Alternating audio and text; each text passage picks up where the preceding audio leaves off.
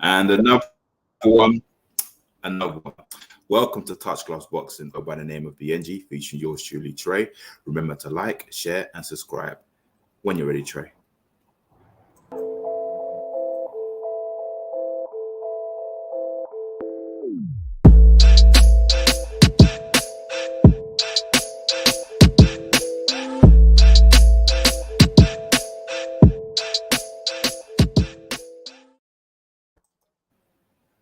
Yes, cuz. How's it going? How's it going? All good, all good. Can't complain. All good. And yourself?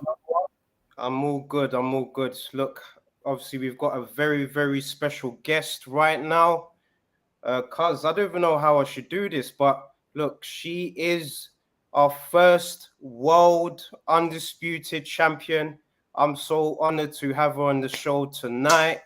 We have Il Chapo, Chantelle, Capo. Come on. How are you guys? Not too bad. How's it going? Oh, I'm good, thank you. Oh, amazing, amazing. Look, we're so honored to have you on the show. You're obviously our first official world champion, so we're extremely honored I'm glad to have you on the show and to, share some love and, podcast unboxing. This is what we do. it's good to be on here. Cheers for having me. No worries, no worries. Cuz I know you've got a lot of questions to ask. Obviously, the new undisputed champ. So, cuz, fire away and start us off, man. Good evening, Chantelle. I've got a question. How does it feel to be the undisputed champion? Feels literally a dream country, but it's one of them where you achieve your goal and then you're already thinking, what's next? But yeah, it's to achieve your goal in boxing, knowing that I've set out what I wanted to do. It's quite a nice feeling because now I feel like I can enjoy boxing because I've done what I wanted to do and I think I've proven myself. Definitely. 100%. 100%. Definitely. I mean, yeah, it was good. Yeah. So no, go on. When you're in, no, go on. Yeah, you know what? I was just gonna say, that performance against sort of Jessica McCaskill, I just thought that it was so dominant. Just considering, the circumstances, this is becoming an undisputed champion as well. Like you said, it's a lifelong dream as well, and just the fact that you performed tremendously. Look, I just have to say, credit to you as an athlete as well to sort of remain calm even throughout the build-up as well. I like the way he was just humble. He was calm. You didn't really, give the sort of back talk like, a lot of these boxers. And yeah, it was great. Cool heads in a hot kitchen always. Love that. Love that. I'm going to keep that expression to mind as well. I mean, Chantelle, what got you into boxing? So I started off kickboxing. I was a kickboxer, and that's what I really loved doing, really. And then got to a stage in my kickboxing career where it was costing my dad a fortune, and women's boxing just come into the Olympics. It was announced that it was going to be in 2012. So my kickboxing coach kind of was like, look, you've done it in kickboxing. You was undefeated. Nobody actually wanted to fight me. So it was going to start costing serious money to get international fighters to come over to the UK to fight me. So it's kind of my kickboxing coach was like, go have a go at boxing and make a career out of that. And that's what I did. And then I became undisputed world champion. Absolutely love that. Wow. I mean, what's next? What's next? Well, I'm trying to get the rematch at 147 with McCaskill. So obviously I've become undisputed at 140. So for me now, it's about making my own legacy, and that's either going down to 135 or up to 147 and becoming two-weight undisputed. Because, like I said before, I've become undisputed at 140. I kind of, if it's not a fight that's going to interest me and give me that buzz and hunger, then I want to create something for myself, for my future, and retire from boxing knowing that I've made statements and I've made my own history and just create my own legacy. So for me, that's my interest now, is 135 or 147, and say, well, I've done one weight undisputed, now I'm two weight undisputed. Wow. I'm just loving listening to this, honestly, because obviously your character outside of boxing, you just seem like, you know, that person that's a people's person, if that's what makes sense. You're very sociable, and you seem like you're not someone that's really sort of materialistic or anything like that. You just live a normal life as well, from Northampton, and just the fact that I'm sure your town is probably so proud of what you've achieved, especially in women's sport, because you know, becoming an undisputed champion is not an easy thing. So you got to give yourself sort of a lot of credit, and yeah, I just can't wait to see what the next journey is. Oh, I appreciate that. And yeah, I'm from a small town, so I'm the only world champion, and I'm a female, and now I'm undisputed world champion. So for my town, I've achieved something, and I've brought belts back to Northampton, little town with Love that. Do you support the football team up there? To be honest with you, I'm not a football fan. I'll be like, yeah, but I'm not a football fan. I like rugby though. Going to the Saints game on the 19th of December. I'm looking forward to that.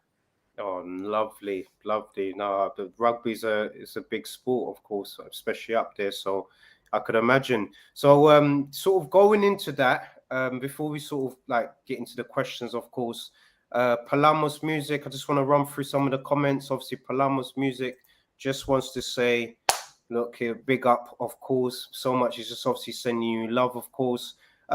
Yeah, so we just wanted to know, like, sort of outside of boxing, because we don't want to, you know, get you on this pod to interrogate you with questions that you probably get answered all the time. We'd like to relax and, you know, take it easy. So outside of boxing, like, what do you like to do in your spare time? What's your sort of interest and hobbies sort of outside of boxing? I think, like, on my social media, you can see I love my dogs. So I love going for spending time with my dogs, my family, my friends. And to be fair, I'm quite a boring person, if I'm honest. I like my downtime. I like just chilling out, watching TV. When I'm not in camp, going for food, going out for drinks, just basically being a normal girl. And you know, I like going different places. I'm quite one of the people that likes ticking places off and trying new things and like experiencing all sorts. So, and I like hiking, motorbikes, just anything really. When I'm out of camp, I like to just go off the rails a little bit and just go be normal, go and have some fun. That's actually great, and it obviously runs me to the next question, of course. And big up Palamos Music as always, you know, sending that love from the community. What music do you like? So it's obviously a standard question there. I like a bit of everything. It depends on my mood. So R&B, hip hop. So if I'm going sparring or before a fight, I listen to grime to get me like up and get. Who's your favorite grime artist? So bit of drum and bass now and again. Same thing. Like if I want to get pumped, reggae music. Just a bit of everything really. I just don't like classical and I don't like pop. That is good. I love that. Who's your favorite grime artist? Ooh, I'd say Gigs. You know, we had Liam Williams on the show, and yeah, he said the same thing. He loves Gigs. Yeah, I love Gigs. Oh man, that's why I like unique. Like there'll never be another Gigs. No, oh yes, love that. You can't go wrong with Gigs. You can't even go wrong.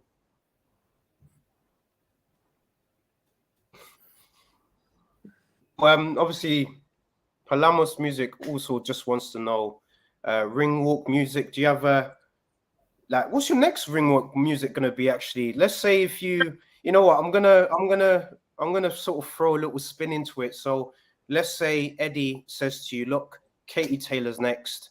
What will your ring walk music be for that fight?" Did you know what? I used to always mix my ring music up. So I used to be like Cardi B, Nicki Minaj. So it used to always be different. I've had all sorts, like so many random ring entrants. But my last fight, my coach Jerry Moore got me remix of She's the Baddest of Them All, and that's going to be my song moving forward now.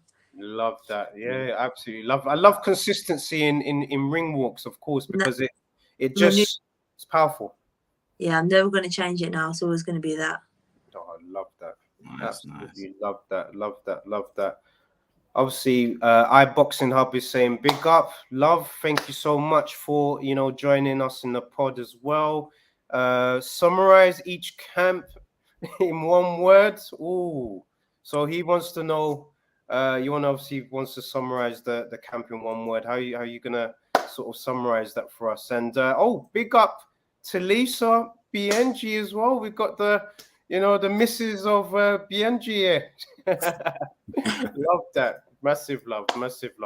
Summarize the camp, I'd say one word: emotional.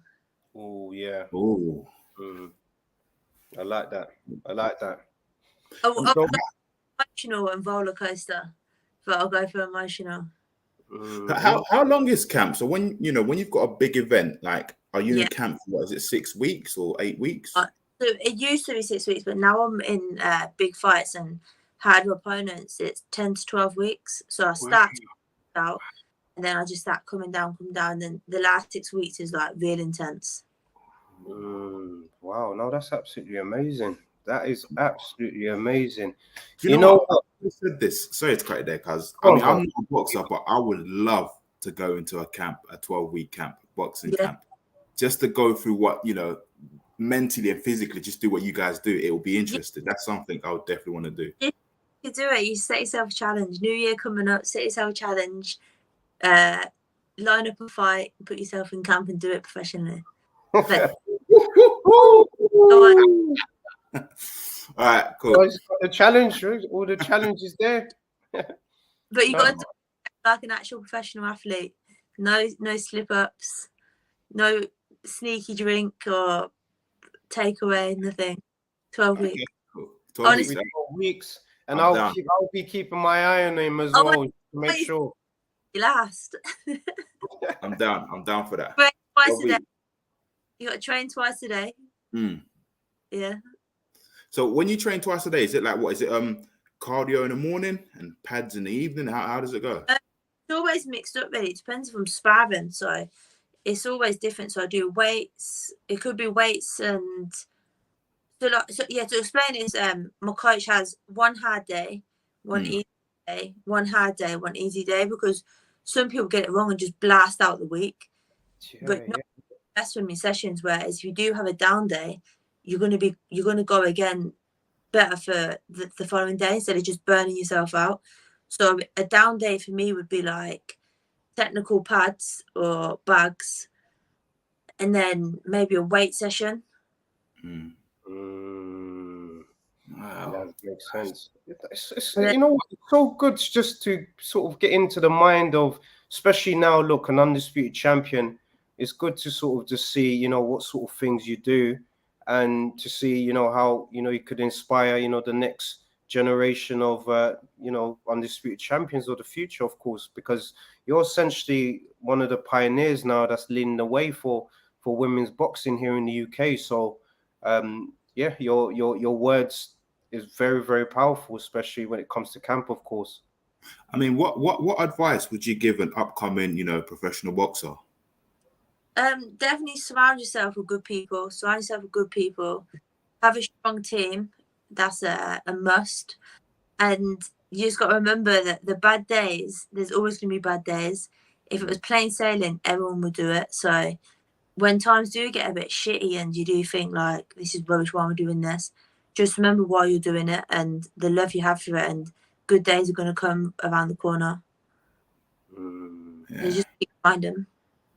Powerful, absolutely powerful there. And it's so crazy. iBoxing Hub, you just missed it anyway, but look, I'm going to put it back up there anyway. He obviously wants to see the fight that you want, which is obviously Katie Taylor.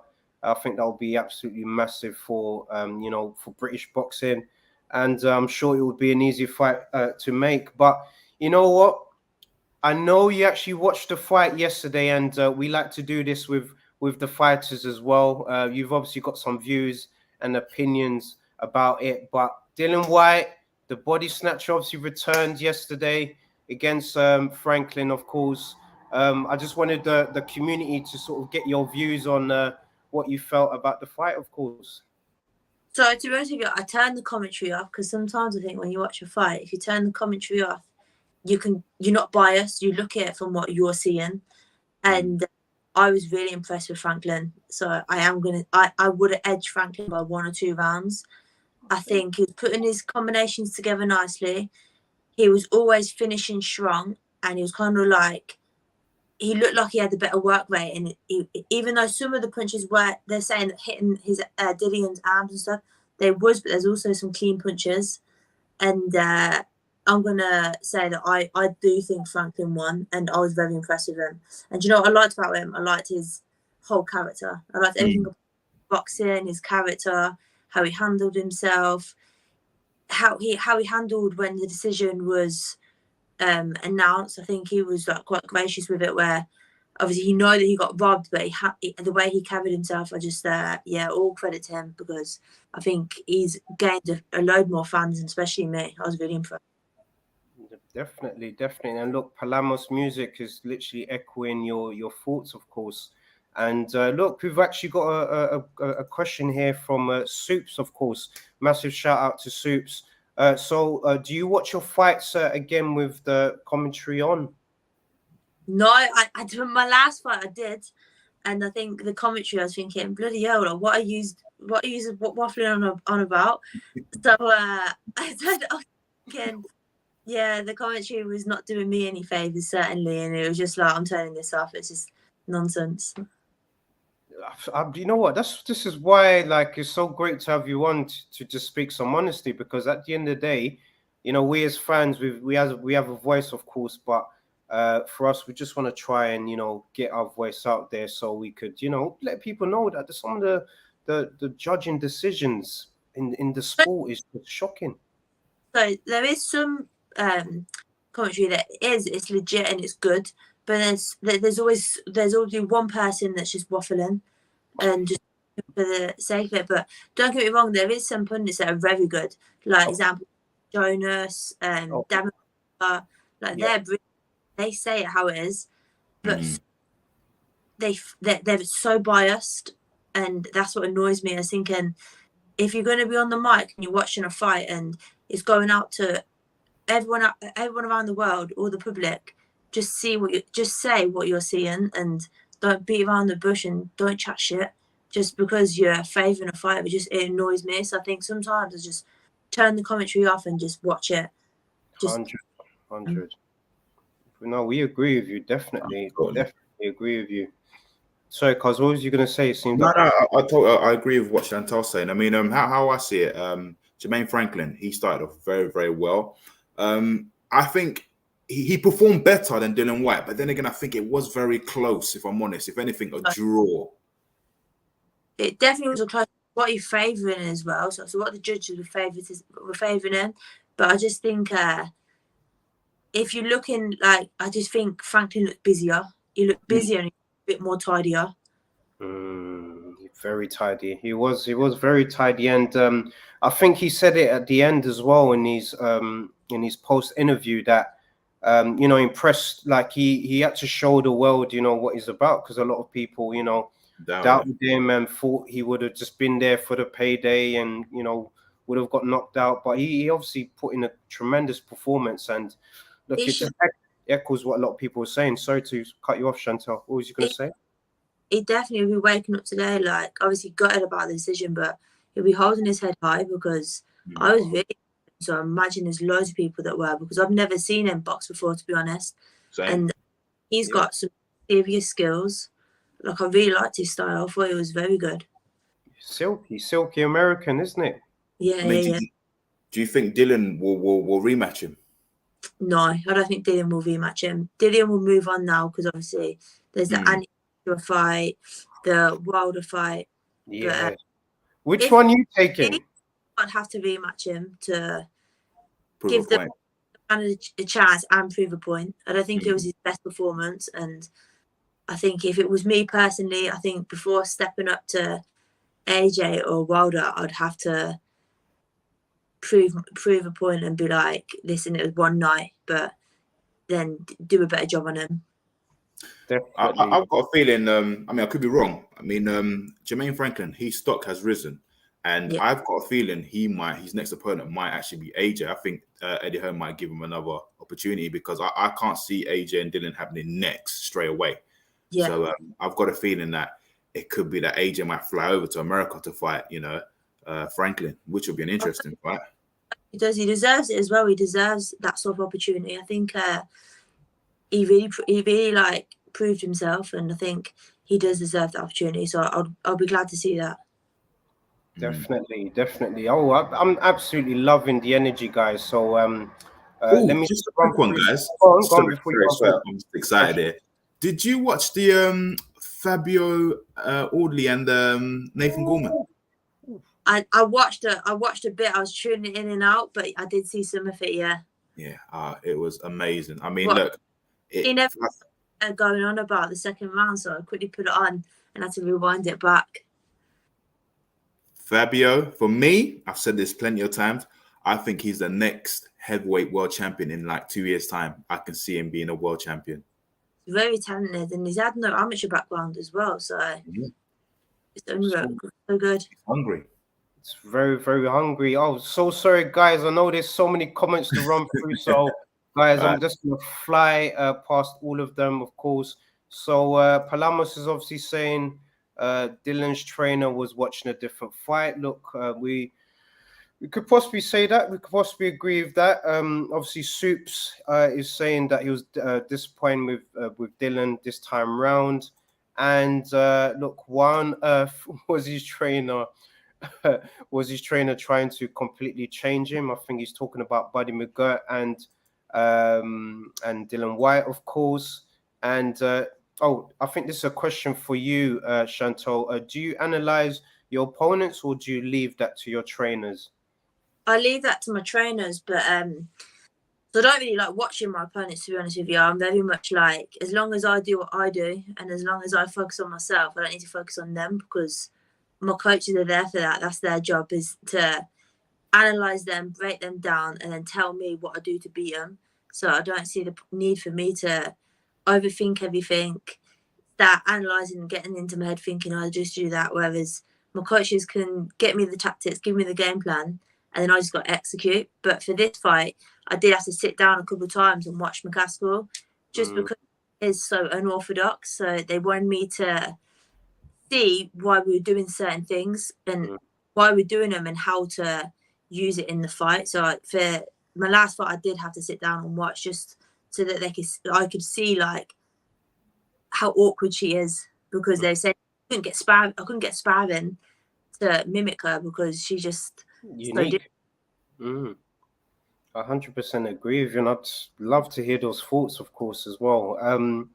I think Soups actually he agrees with what you're saying in terms of the Franklin and AJ fight. In fact, I think that would be a great fight, of course. iBoxing Hub is also saying that AJ and White will be in the summer next year, so I think that would be a good fight. And Soups is also saying I would like to see him fight again rather than shortly. But obviously, Dylan White, he doubts he would give him a chance again. I think that's just echoing what you guys are saying. And obviously, massive shout out to Fabio Wardley as well. He is definitely a future world champ and deserves a top 10 fight. Chantelle, just a quick one, in fact. And I like to sort of ask boxers this, of course. I know it's not really a thing where you model your sort of style around fighters, but I'm sure sort of growing up in the sort of combat sports world, was there like a specific fighter growing up who was your favorite, boxer wise, someone that you enjoyed watching, or that person that you've got his highlights or her highlights saved in your YouTube list? It was Mike Tyson. He was my favorite boxer. Just because he was savage. There was no showboating. He could just all black. Sometimes music, and just literally was just an absolute savage. And I used to always look up to him and think, yeah, that's how you should be. Get in there and don't talk rubbish and just let your fist do the talking. And when you're in there, just taking someone's head off. You know what? My favorite boxer of all time, Mike Tyson. Funny enough, yeah, I was about to say that's his favorite boxer. So already there's a connection there. Amazing stuff.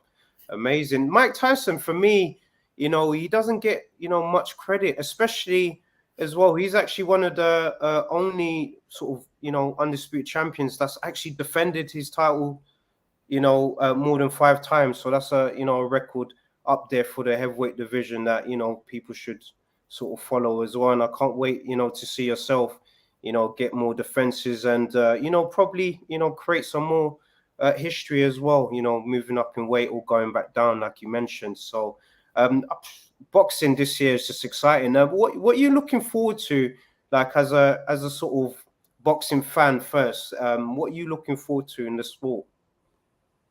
To be fair, the growth of women's boxing is like taking off rapidly. So I'm excited for the younger generation because I say it all the time, I think they're going to be miles ahead of where we're at now.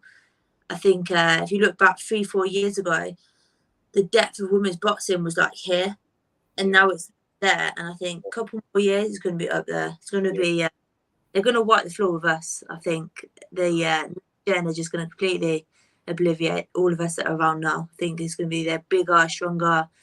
The opportunities for them are going to be so much better. And I think with the coaching and stuff, I think they'll just be better boxers and the experience if they come spar us and develop.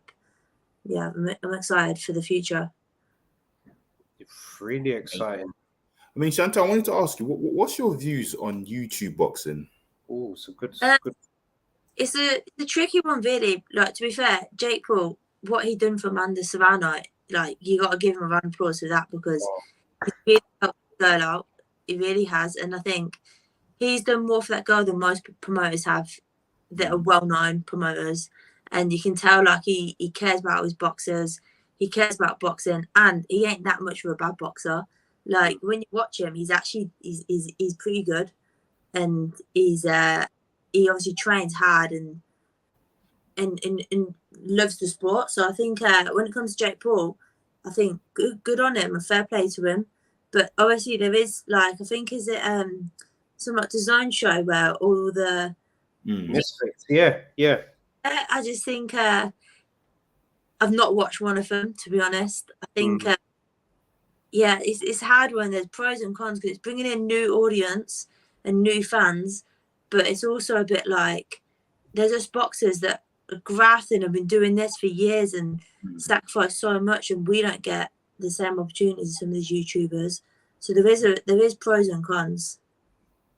I definitely agree with you as well, and I and what I think as well, I think there should be a fine line between a YouTuber fighting a pro boxer as well, because the other day, you know, Mayweather and Deji, like, you know, I'm a massive Mayweather fan, but you know, seeing him against Deji, the levels, it's unfair for me, you know. It's a little bit embarrassing, but like it's a bit like it's discrediting the sport a little bit. 100% agree with you. I mean, what's your thoughts on Jake Paul fighting Tommy Fury if it happens? You know what? I wouldn't be surprised if Jake Paul actually beats him. Oh, yeah, another one it as well. Yeah, I'm thinking this out as well. I think so as well. That's probably not happened yet. I think that's probably why it's not happened. I do.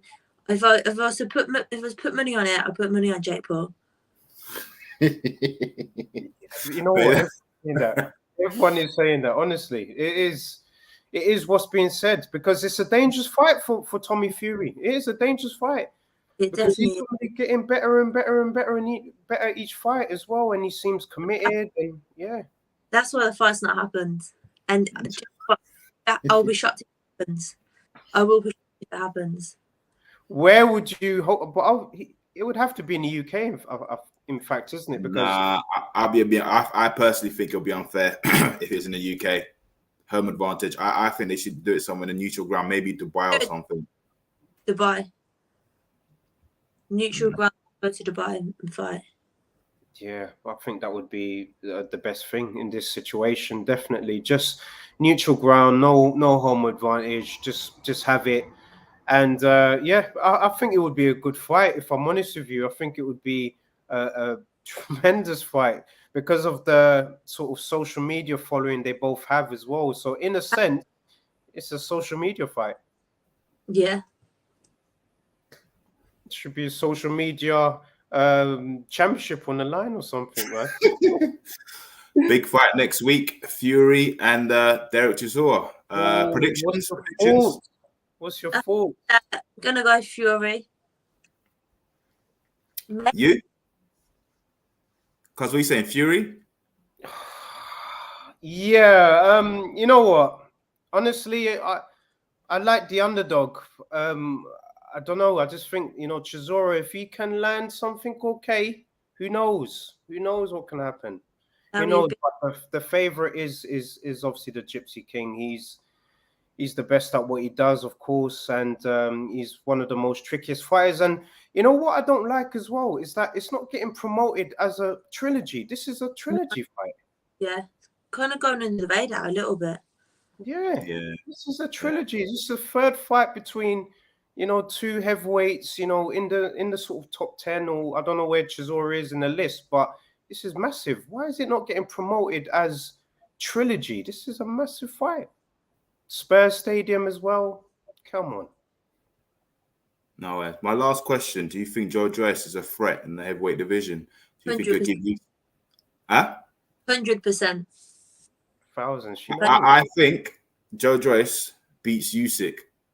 I think. Do you know what? I think he's bigger, stronger, relentless. Yep. Take a shot to give a shot. Yeah. You know what a fantasy fight would be for me, Chantelle, for Joe Joyce. Yeah. Just because of the sheer power. You obviously mentioned him earlier. I think Wilder versus Joe Joyce, that would be a tremendous bout. Or Joyce versus AJ. Oh. Yeah, well, that's a possibility because AJ did say yesterday on IFL TV, he said, you know, everybody wants to fight him and it's easy to make that fight. So that will be interesting. But fights now. I want to see him in them fights. I think Joe Joyce, if he fights Usyk and beats Usyk, I can potentially see him becoming the undisputed heavyweight champion of the world and then just retiring.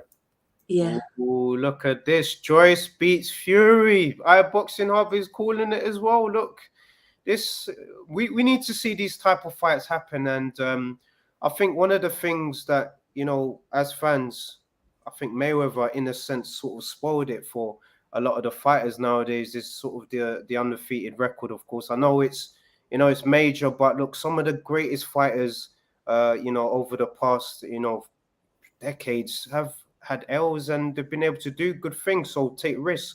Like yourself, I absolutely love the fact that, you know, you took on McCaskill, you know, became undisputed. And we need more people, especially for the men's sport, to follow what you guys are doing for women's sport. You're taking the big fights. Need McCaskill to take the rematch now, though, because she's looking after them belts at 147, keeping them safe. You heard it here, guys. Let's make that happen. She's put him in a cupboard, keeping one away from me. Yeah, of course. She knows now. After that, she knows now after this, for sure. But if you were to hold the fight, would you sort of take it back to Northampton, you know, for your town? I used to always say I'd love to box in Northampton. So it's my town, it's a small town. But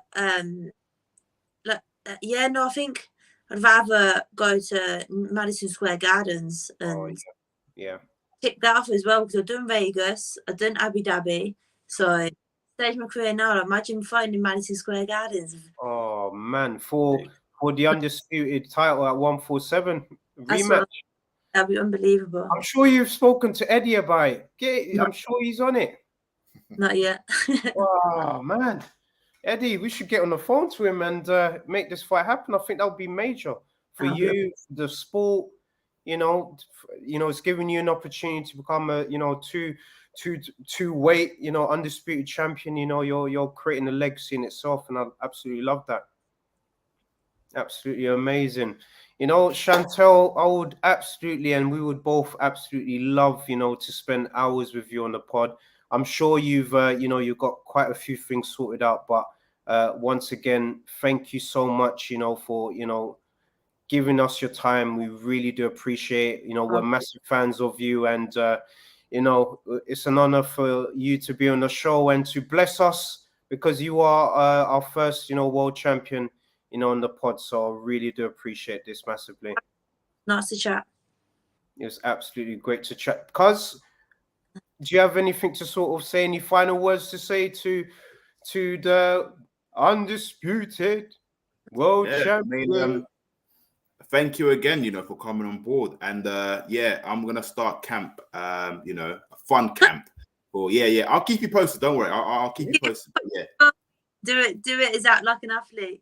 No drink. Yeah, no, we'll do. I'm You know, definitely he actually does. He does regular training as well. Yeah, I train 3 times a week anyway. You know, yeah, so I think he would be up for it. You got 2 times a day, 6 times a week. Oh, that's a challenge for you, cuz. No worries. I'll keep you challenge updated. From Chantelle to you, and it's live here as well, so you can't run away from it, cuz. No worries. So I'll show you the results in March, April. Yeah, that's fine. Yeah, no worries. I'll start in January. Perfect. Enjoy Christmas. But yeah, but guys, remember to like, share, and subscribe. Remember to have a productive week, and we're here again next week at 7:30. Well, yeah, I'll go by the name of Biyenge, featuring yours truly, Tre, and we're out. And yeah, guys, look, have a beautiful one. And yes, obviously the champ is gone. But look, cuz, I just obviously want to say to our viewers as well, guys, thank you so much for your continued support. It's greatly appreciated, of course. These episodes now, just reminding you all, can be listened to via Spotify. So the links is available in the socials. So guys, have a tremendous evening, and thank you so much for the support again. Blessings. Let's go.